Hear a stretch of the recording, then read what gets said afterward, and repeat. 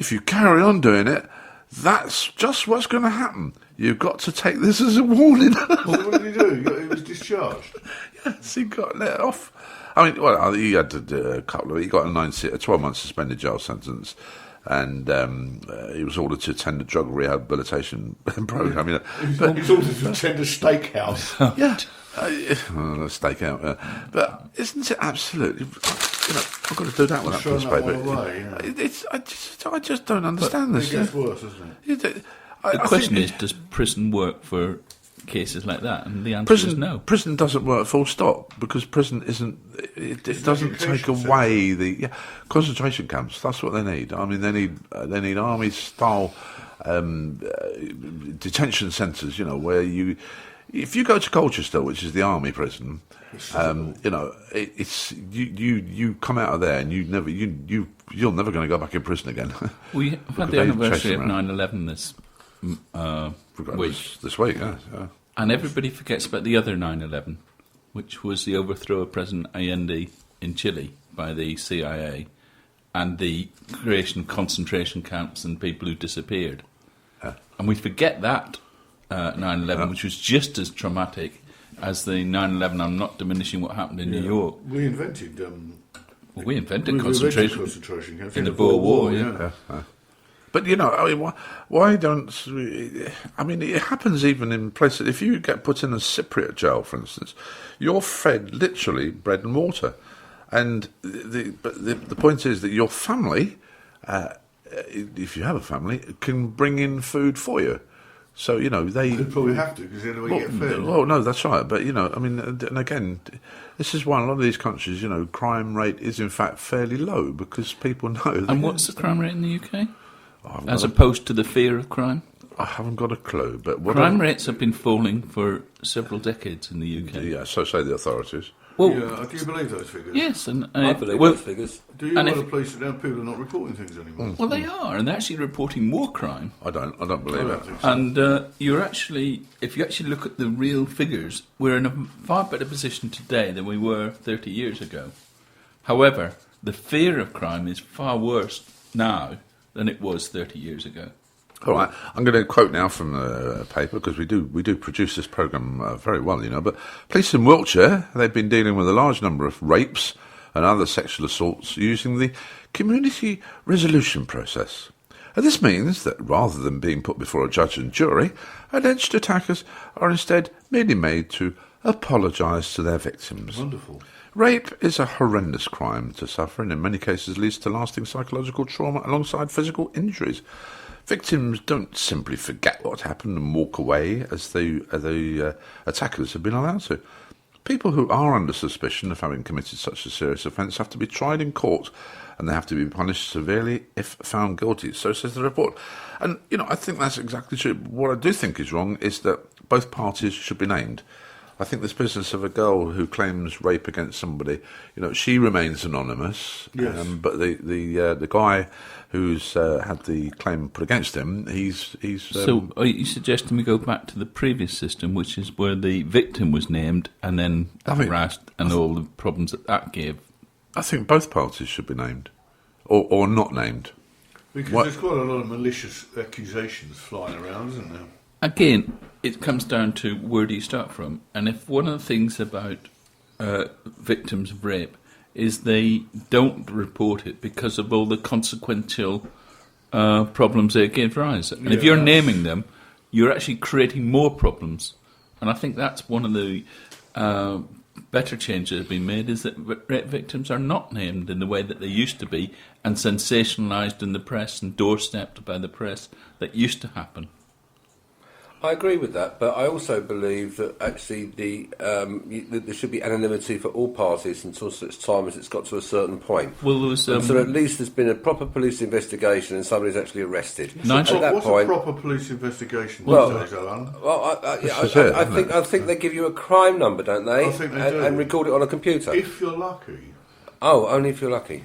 But if you take Nigel Evans, the former Deputy Speaker, he...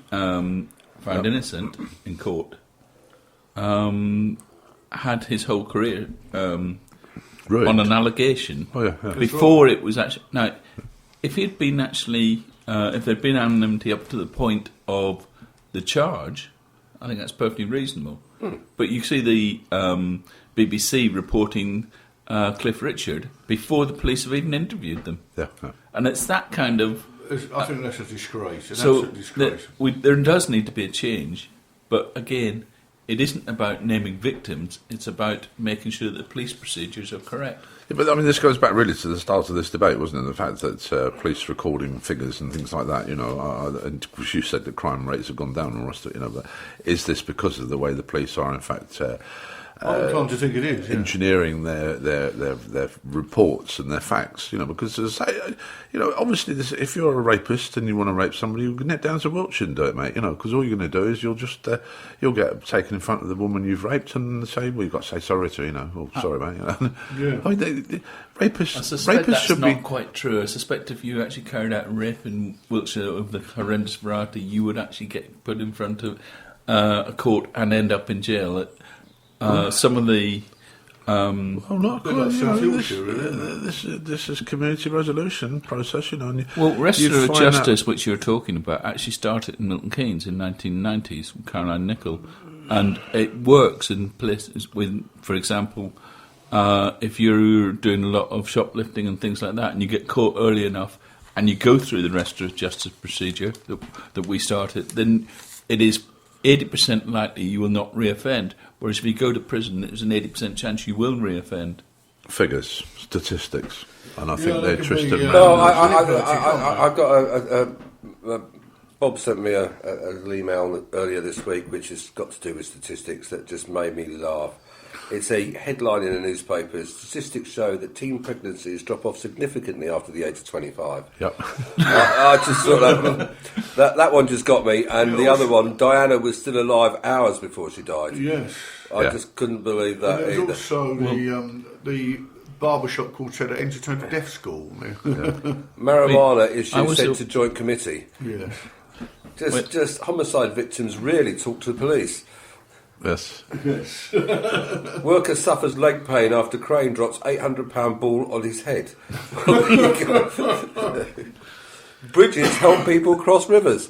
I just think that the press excel themselves on occasions, and when it comes to anything to do with sex, they seem to get themselves into an absolute frenzy and create the most outrageous headlines. Well, I've come to the conclusion that our local press in this area hardly ever report any news. You look for stories that you know are breaking, and there's nothing in the paper at all, let alone on their website. Well, that's the lack of reporters generally. Well, I don't know. I do feel sorry because phoning stories. Yeah, we don't have newspapers anymore in Milton Keynes. What we've got is advertising sheets, right? That get that have some text in them occasionally. Some of it. Milton Keynes Gazette. You remember that? Do you know, I picked up free in London on Wednesday, the Evening Standard. Yeah, it's a great big thick paper. I mean, all right, the majority of it is house sales, things like that. But there are several pages there of news in it. Yeah. You know. I remember in my earliest days at the council. Long before I was ever elected, I went up to the council chamber to see what was going on. Really? And there were 3 journalists there. Yeah. The last time I went into a council meeting, there were no journalists. There were 2 there on Wednesday night. Were there? Yeah. You're lucky. They don't normally come out for anything because they haven't got anybody. Well, there was a big story broke on Wednesday night, you know, because that was the new mayor was elected. Derek Eastman. Derek Eastman, yeah. Oh, was he? Yeah, wonderful guy as well. He's been out and bought a suit for it. What was interesting on That'd Wednesday... be ruining them with a chain of office. What was interesting on Wednesday night, there was a lot of contentious motions, but they were, when they came to the vote about creating council that's based on cooperative values, a city that is international, and various other motions about how you actually move forward and the planning of the city, it was all unanimous. Was it? And that was... and although there were different perspectives, all the parties came together to say this is the direction of the city, and I think that's how politics should work. But you won't get that in a newspaper because it's a good news story. That is one thing. I mean, in my limited time as a councillor in Milton Keynes and working on various committees, I did find that actually party political broadcast tended not to be part of the equation. It tended to be that people just made sensible decisions based on what's best for Milton Keynes in general. And there was very little. Well, there was no party politics in it. It just didn't exist. It wasn't part of the equation, which was great for Milton Keynes. I think the biggest farce that I ever sat through, and I sat through it for 8 years, was the budget setting one, always in February. You know, I mean, it's just pants. It really is. In fact, I don't know why members of the public aren't there. You know, because all parties they all know what agreement they're going to come to at the end of it, but they all keep running in and out and having discussions with each other, and then coming back in again, and then running out, and you know, it's the night they have to pure actually theatre, agree. is it? It is pure theatre. Yeah, it is pure theatre. Anyway, ladies and gentlemen, you're listening to community radio here in Milton Keynes, courtesy of Secklow Sounds, broadcasting from our studios at Pear Tree Bridge, courtesy of Interaction. We'll be back with you in just a moment.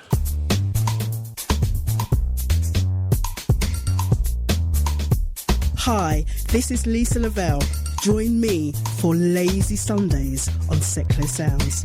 I've got music to soothe you, move you and groove you. Sundays at 2 p.m. on Secklow Sounds. Listen to the Sticks Radio Show with me, Terry Sullivan, here on Secklow Sounds every Monday from 10 a.m. with guests from the world of entertainment and sport across hearts, beds and bucks. The Sticks Radio Show, online at secklowsounds.org.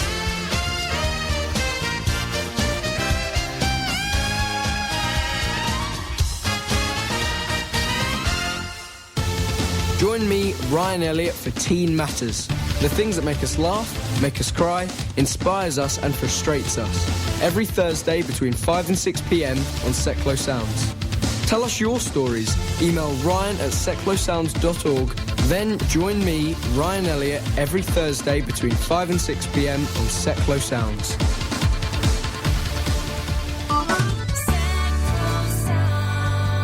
Bringing people and communities together on SecklowSounds.org.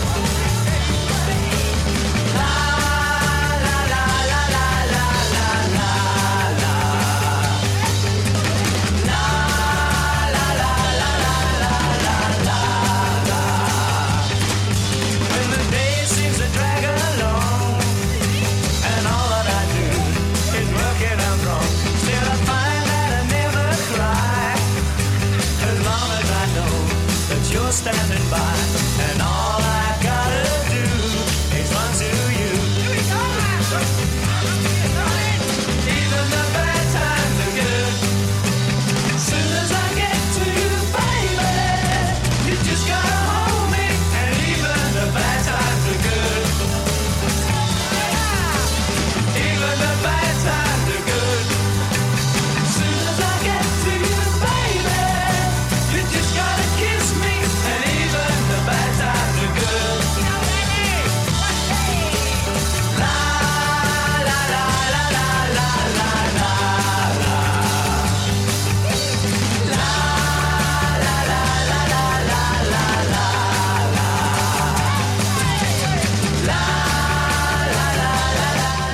That's the Tremolos, and even the bad times are good, or the good times are bad, or something like that, you know. So, what? The Tremolos? Tremolos, wasn't it? Yeah, that's what I said. Oh, did you? I didn't hear you say that. Well, you should listen. You should listen to the programme more often. Well, I do. I was watching you on TV this week. I was absorbed. Well, you weren't, were you? I was. Yeah, it was fantastic, wasn't it? It's just 30 seconds away from 9 o'clock here in Milton Did you Keynes. say Mike was on TV? No, it's a loose More woman bad story. food, more bad news for diet.